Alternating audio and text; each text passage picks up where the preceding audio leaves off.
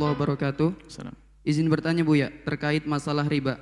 Karena dalam keluarga tidak begitu paham tentang hukum riba. Dikarenakan masyarakat tempat saya tinggal juga sebagian melakukannya seperti ini. Pertanyaannya Buya. Pertanyaan, ada orang ingin meminjam emas.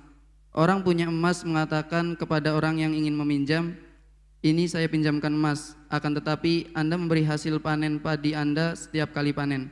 Tetapi orang yang meminjamkan emas tersebut tidak menargetkan padi yang harus diberi kepada orang yang memberikan pinjaman emas. Lalu apakah itu dikatakan riba Buya?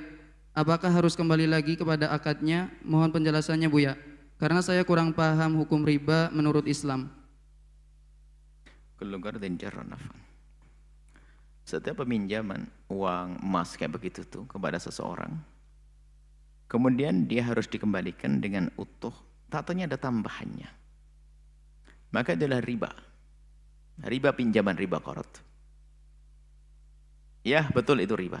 Tidak boleh pakai tambahan. Kalau ada orang meminjam kemudian suka-suka memberi kepada yang meminjamkan, itu adalah bab qadha atau ada, membayar dengan cara lebih bagus. Kalau yang meminjam emas itu ternyata nanti mengembalikan emasnya pakai bonus plus yang tidak diminta oleh yang punya emas, maka itu sah.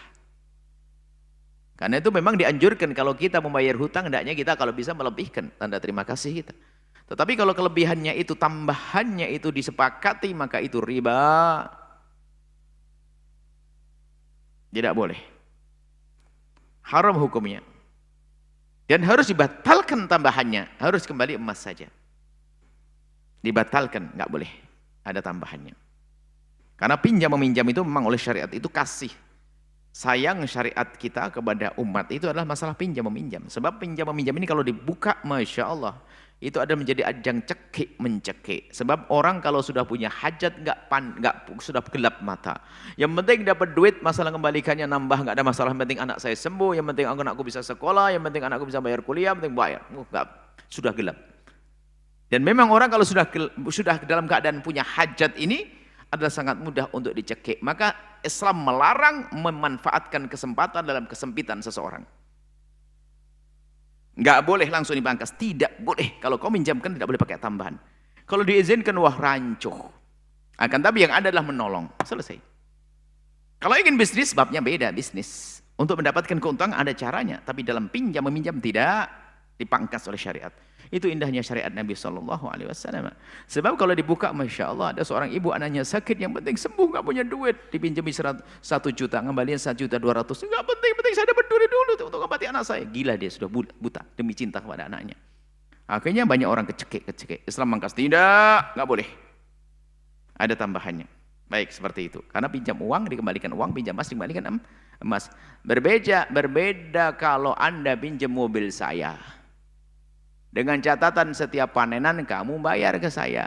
Tapi ada hitungannya, namanya nyewa nanti akadnya. Panenan 5 kuintal kasih ke saya ya, Anda pakai mobil saya, berarti sewa itu.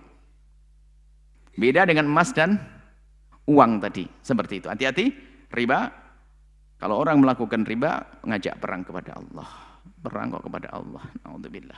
Semoga Allah mengampuni dan memudahkan kita untuk menjauh dari riba, memuliakan kita di dunia dan di akhirat. Wallahu a'lam bishawab. Setelah Anda menyaksikan video ini, jangan lupa berselawat kepada baginda Nabi Muhammad sallallahu alaihi wa alihi wa sahbihi wasallam.